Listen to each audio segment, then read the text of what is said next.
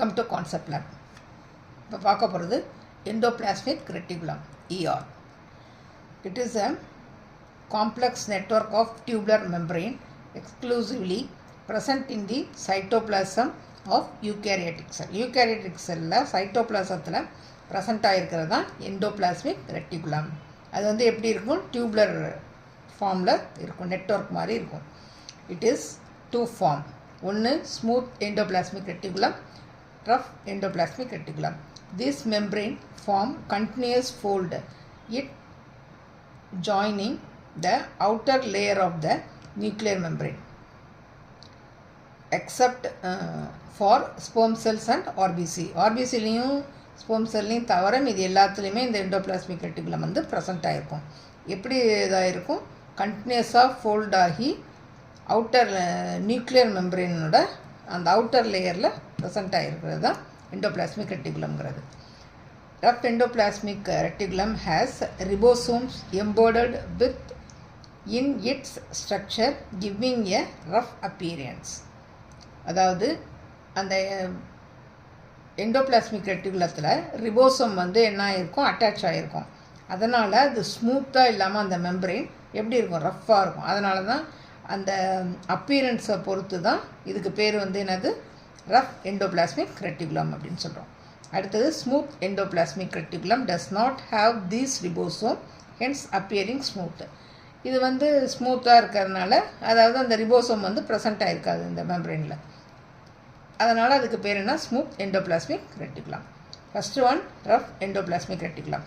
It is named so because of its appearance. இதோட அப்பியரன்ஸை வச்சு தான் இதுக்கு பேர் என்ன, ரஃப் எண்டோபிளாஸ்மிக் ரெட்டிகுலம் அப்படின்னு சொல்கிறோம்.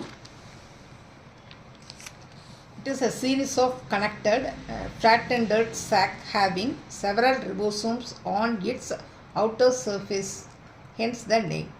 அதாவது அந்த எப்படி இருக்குன்னா, அந்த அவுட்டர் சர்ஃபேஸில் நிறைய ரிபோசோம்ஸ் வந்து ப்ரெசண்ட் ஆகிருக்கும். இது வந்து எப்படி இருக்கும், சாக் மாதிரி இருக்கும். சாக்னா அது உரை மாதிரி இருக்கும் இந்த செல். It synthesis and secrete protein into the liver hormone and other substance in the gland. இது என்ன பண்ணும், ஏதோ சிந்தசிஸ் பண்ணும் அண்ட் செக்ரேட் பண்ணும் ப்ரோட்டீன்ஸை. லிவரில் என்ன பண்ணும், செக்ரேட் பண்ணும் அந்த ப்ரோட்டீனை. செக்ரேட்டும் பண்ணும், சிந்தசிஸும் பண்ணும். அப்புறம் இது எங்கே இருக்கும், கிளாண்ட்லேயும் இது ப்ரெசண்ட் ஆகிருக்கும். அடுத்தது rough endoplasmic is prominent in cell where protein synthesis happen. Protein synthesis எப்போ நடக்குதோ அந்த சிந்தசிஸ் நடக்கிறதுக்கு இது ரொம்ப முக்கியமானது, இந்த ரஃப் எண்டோபிளாஸ்மிக் ரெட்டிகுலம். அடுத்தது smooth endoplasmic reticulum.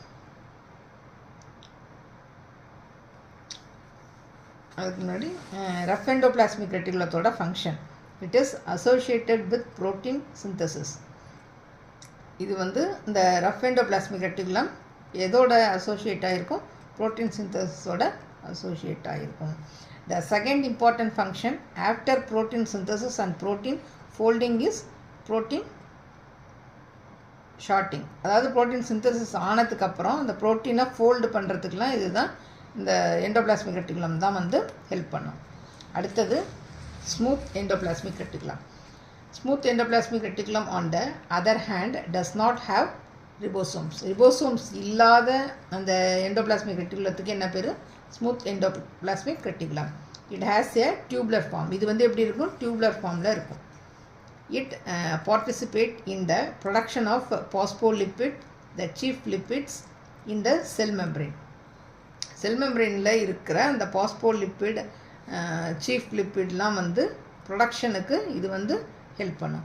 And are essential in the process of metabolism. Metabolism நடக்கிறப்பையும் இந்த ஸ்மூத் எண்டோபிளாஸ்மிக் ரெட்டிகுலம் தான் ஹெல்ப் பண்ணும். It transporter the product of the rough endoplasmic to other cell organelles, especially the Golgi apparatus. Golgi apparatusல என்ன பண்ணுமா, இந்த rough endoplasmic ரெட்டிகுலத்திலேருந்து form ஆகிற அந்த ப்ராடக்டை டிரான்ஸ்போர்ட் பண்ணுறதுக்கு இந்த ஸ்மூத் எண்டோபிளாஸ்மிக் ரெட்டிகுலம் வந்து ஹெல்ப் பண்ணுமா. அடுத்தது ஃபங்க்ஷன். இது ஸ்மூத் எண்டோபிளாஸ்மிக் ரெட்டிகுலத்தோட function. It is responsible for the synthesis of essential lipids such as phospholipid and cholesterol. Cholesterol பாஸ்போலிப்பிட்லாம் வந்து சிந்தசிஸ் பண்ணுறதுக்கு இது ரெஸ்பான்சிபிளாக இருக்கும்.